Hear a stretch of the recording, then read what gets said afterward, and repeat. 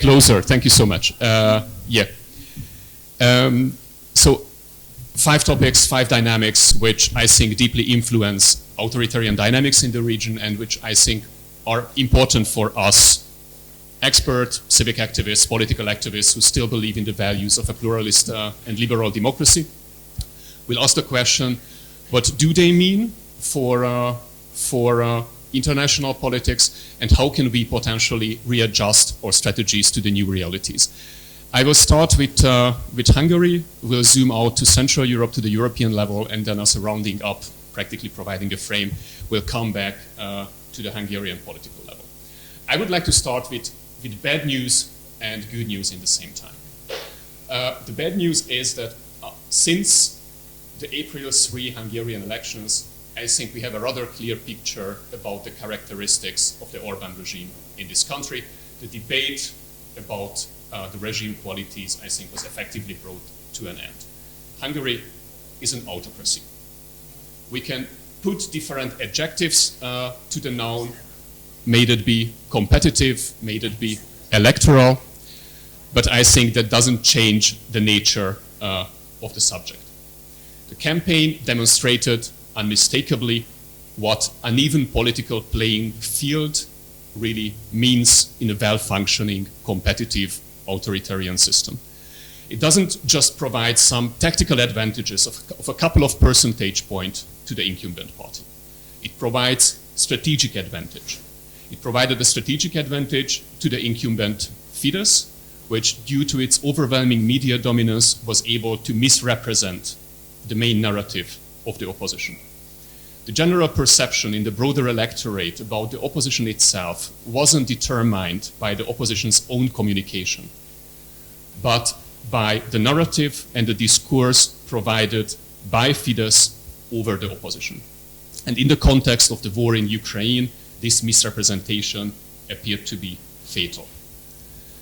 The good news is that no autocracy lasts forever.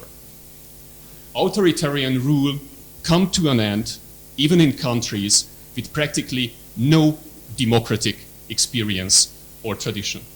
And even more often in countries which are embedded in a democratic regional or international framework, like, for example, the Central and Eastern European countries are.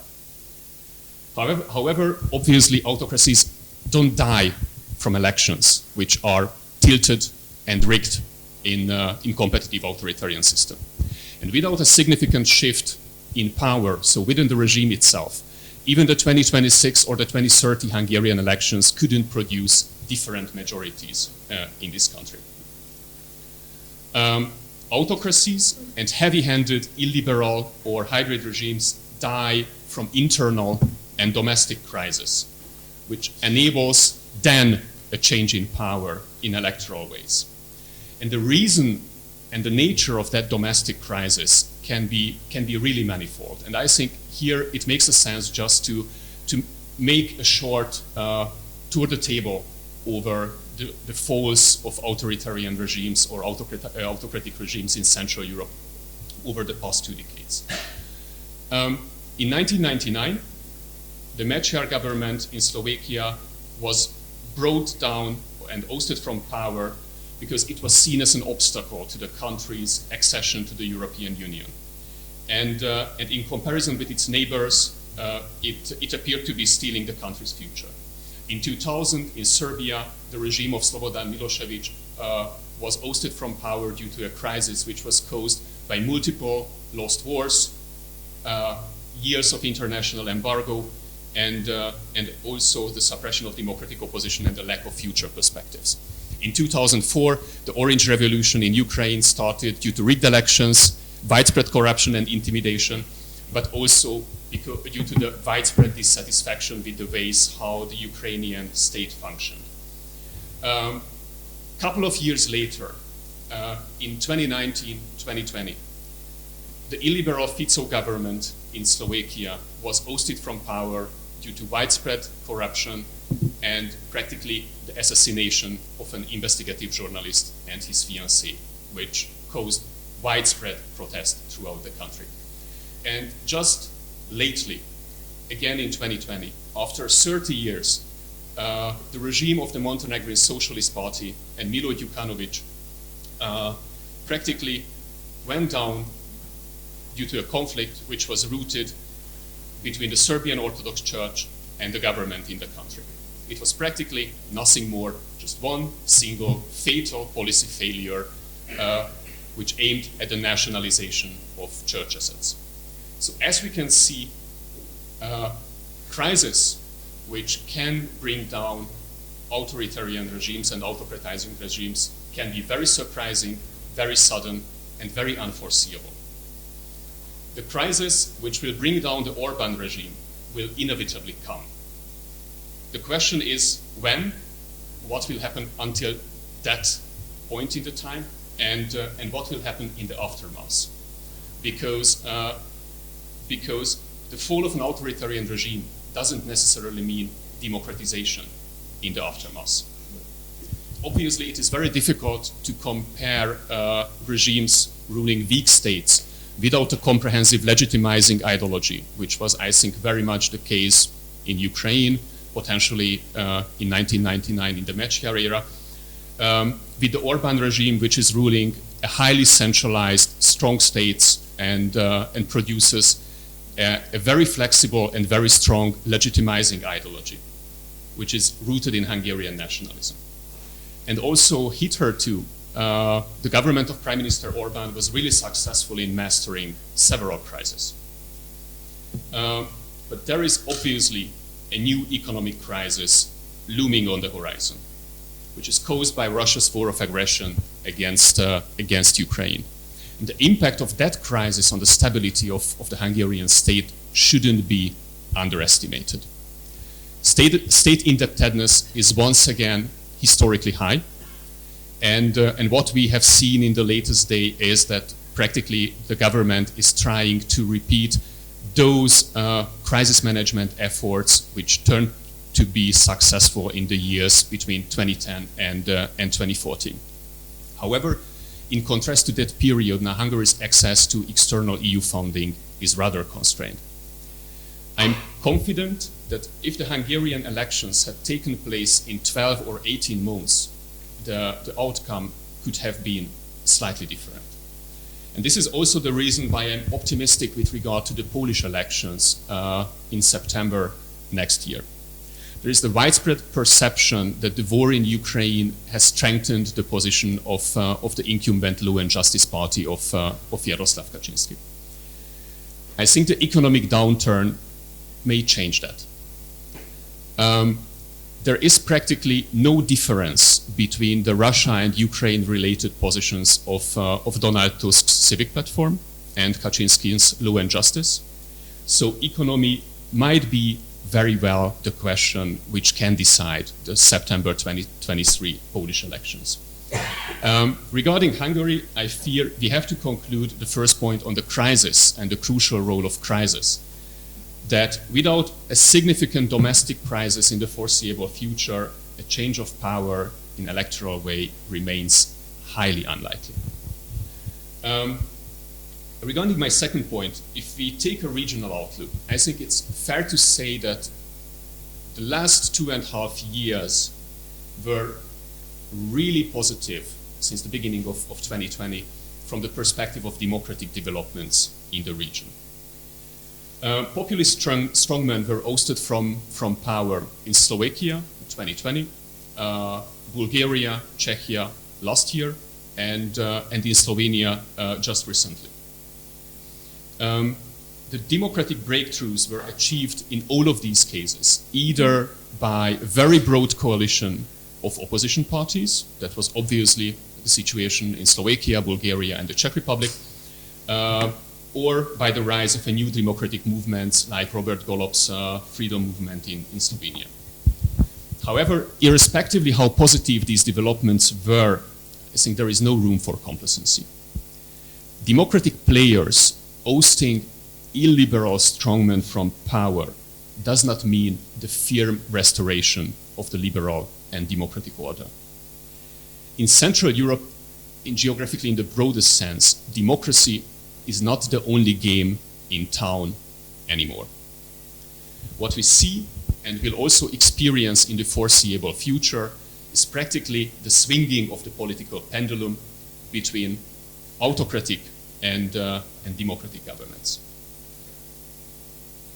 And the victory on the democratic side is not forever. A victory on the illiberal side, however, in contrast, can always label the beginning of years of autocratization to come. The upcoming economic crisis will unfortunately not only destabilize the Polish or the Hungarian governments. If the dynamics remain unchanged, and I think we could have a very long discussion on that with Grigory, we can expect Robert Fico return to power in Slovakia, at least in some form, if he is not sentenced in the upcoming judicial procedures. If we take a look on the actual figures, polling figures from Slovakia, and the support in the public opinion polls, a coalition between Smer and Peter Pellegrini's Hlas can produce very comfortable illiberal majorities. So the only question is whether Robert Fico will be prime minister or just a deputy prime minister in 2 years in Slovakia. However encouraging the Slovenian elections were, we should not forget that the last government in the country which was able to fulfill its 4-year term was Janez Janša's first government between 2004 and 2008. Over the past 14 years, no single Slovenian government could fulfill the 4-year term. In 2020, Janša was able to come to power because the governing coalition which beat him 2 years before collapsed. As unique, Janša is not out of the game, nor is Fico, nor is Andrej Babiš, whose ANO party is actually still the second largest party in the Czech party system. As unique authoritarian developments in Hungary and Poland appear to be, democracy is in the whole Central European region under siege. We see, or was able to see, important democratic victories over the past couple of years, but we will also see democratic defeats in the future as well. Third, zooming out the scope, I think the overall European picture is not rosy either. The COVID pandemic and Russia's war of aggression have broken the rise of the populist surge throughout the continent. But I fear that important member states remained in the danger zone. Italy and France are practically time bombs. If trends remain unchanged, this is a phrase I like to repeat, the next Italian general election in June 2023 will result in a radical right coalition between Fratelli d'Italia and Lega Nord. Due to the fierce rivalry between the two parties, I think this coalition won't necessarily lead to monolithic power structures in the country and straightforward autocratization. But I think the devastating effect of such a coalition for the European Union can hardly be overstated. In France, Emmanuel Macron was able to win 10 years of respite for Europe. But he can't win more. En Marche can survive a transfer of power, control, and charisma from Macron to someone else.